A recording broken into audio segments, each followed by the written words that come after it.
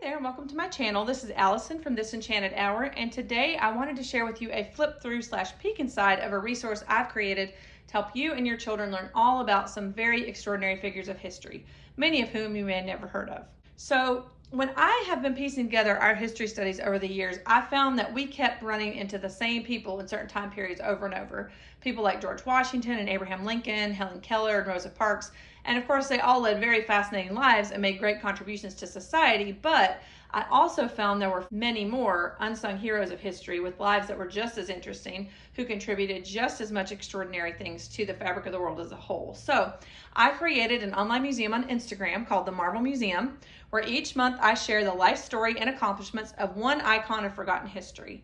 I also created these companion guides to either stand alone as a unit study on these significant individuals of history, or it can be used in conjunction with the content on Instagram to help you become the resident expert on the person before you dive in deeper to their life with your kids.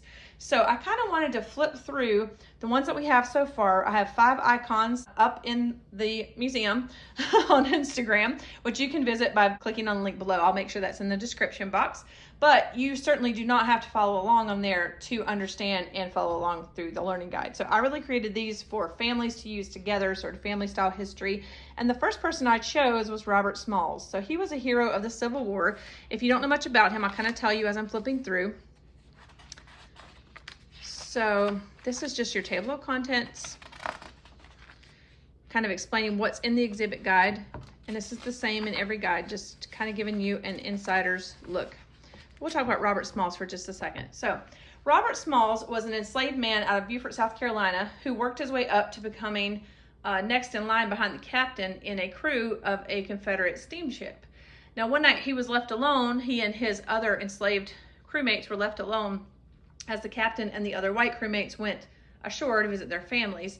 He was left in charge. So while he was left in charge, he had already been kind of coming up with a plan to escape and go to the north. So he saw this as his opportunity now that he was left in charge of this steamship. So he put on the captain's hat, his jacket. He had already kind of learned to mock his mannerisms, the captain's mannerisms at this point. So he had gotten a pretty good impersonation of the captain down. So he decided he was going to pose as the captain and drive that, is that the word? Take the steamship across enemy lines to ensure freedom for not only his family who was on board, but also there was 15 other enslaved individuals. He also went on to serve in the South Carolina House of Representatives, where he wrote a new state constitution and proposed the first free public school system where every child would be welcome to attend. So he did a lot in a short time period. This is one of the few pictures that you can find of Robert Smalls. So I've just got a little brief description of him down here: defiant, clever, and bold.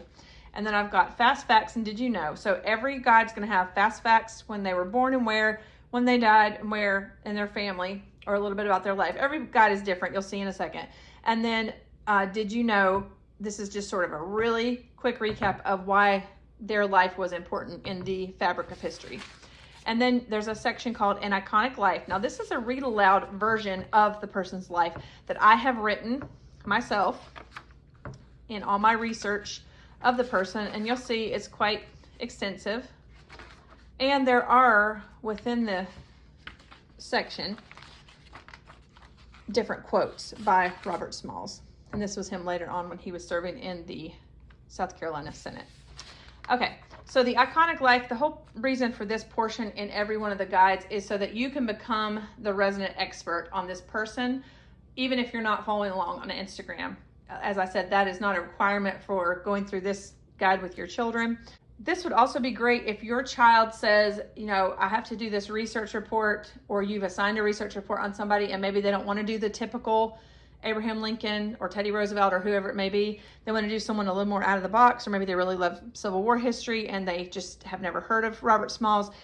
This would be a guide for them as well if they were doing their own research. I've tried to make it as succinct as possible. Okay, and then the next section is called Horizontal History. So these are 3 anchor points that I've picked in the person's life: the year they were born, the year they did something they were noted for in history, and then the year they died. So you get a full overview of kind of the who's, what's, and how's of what was going on during that same time period when this person was alive. We oftentimes, or I myself anyway, oftentimes do not put people in the same time periods, even though they existed at the same time. Like, I don't know if you guys have heard this, but if Anne Frank and Martin Luther King Jr. had lived, they would be the same age. That blew my mind. I heard that recently. You don't think of them as being in the same time period, but they were. This just kind of helps you say, okay, you know, Robert Smalls was born on April 5th in Beaufort, South Carolina in 1839, but here's what else was going on that year. And the year he commandeered the ship, I've got something about that. And then for him, when he passed away, it was 1915. So there was a lot that happened during his lifetime that he would have seen.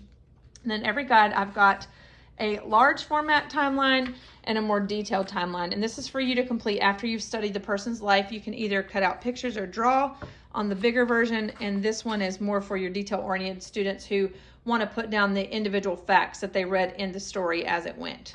Then every guide's going to have a dive deeper portion where I've got picture book recommendations, adult nonfiction. If you yourself want to read about the person in a more grown-up way, those are available to you. And then these are all clickable links, especially if you use this digitally, either from your tablet or your computer. You don't have to print all of these things, but you can click on these individual links. It'll take you straight to the resource, and you can view the video or the article or whatever it is there that would give you more about this person's life.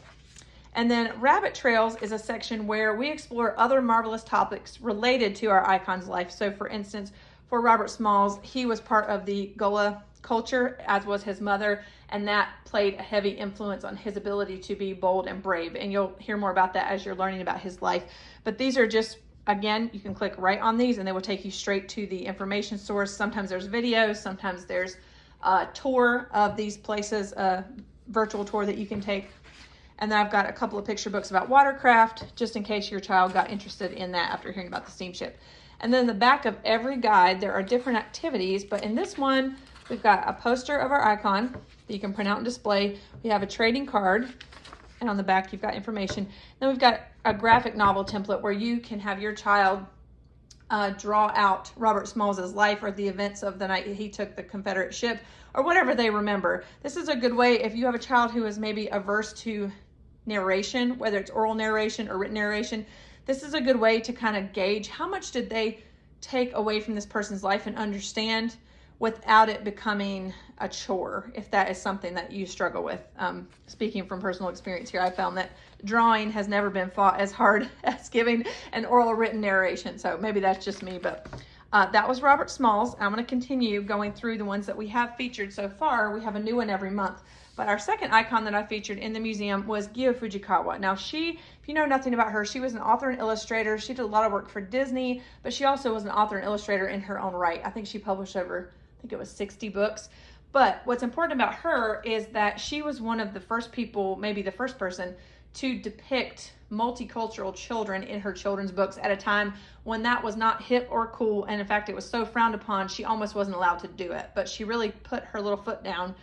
She's a very spunky individual. I really enjoyed learning about her myself and said, you know what, I'm not going to publish this unless it looks like what I'm seeing in the world around me. So because Gyo is notorious for only having a few pictures that exist of her, that are actually her. There are many pictures labeled as her that are absolutely not her. I'm not sure how that got by the internet, but anyways, I created a little illustration of her in her famous little top knots that she always wore. So let me just show you. I'm not going to show you the whole guide because you can look on my Etsy shop or on the Instagram page for the Marvel Museum, which I will link below if you want to see more inside of Gyo's. But one important feature I want to talk about in hers was we have a section in hers called Pulling Back the Curtain of History. And I have another icon I featured where I've done this as well. In particular, in her guide, I wanted to talk about Japanese internment. I think it's something that's maybe not talked about enough, in my humble opinion.